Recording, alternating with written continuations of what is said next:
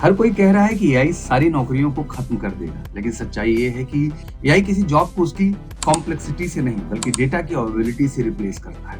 World economic forum की future of jobs 2025 report के मुताबिक आने वाले कुछ सालों में 92 मिलियन जॉब्स खत्म होंगे, लेकिन साथ ही 172 मिलियन नए रोल्स भी बनेंगे। एआई का असर सबसे पहले वहां दिखेगा जहां डेटा ओवरलोडेड है, जैसे फाइनेंस सेक्टर हुआ, अपना ट्रांजेक्शंस हुए, रिस्क मॉडल, फ्रॉड डिटेक्शन जैसे काम अब ऑटोमेशन से हो रहे हैं। सॉफ्टवेयर डेवलपमेंट में भी कहीं ना कहीं रिस्क जोन हमें दिखाई देता है, क्योंकि अब 420 million plus GitHub repositories AI training के लिए इस्तेमाल हो चुकी है। इसका मतलब बेसिक कोडिंग और डीबगिंग जैसे काम एआई खुद कर सकता है। लेकिन सिविल, मैकेनिकल, कोर इंजीनियरिंग जैसे ब्रांचेज अभी रिलेटिवली सेफ हैं, क्योंकि उनके पास लार्ज स्केल स्ट्रक्चरल डेटा नहीं है। ये एक तरीके से मैनुअल फंक्शनिंग पे बेस्ड है। अब सवाल यह है कि हमें सीएससी जैसी ब्रांचेस को छोड़ देना चाहिए?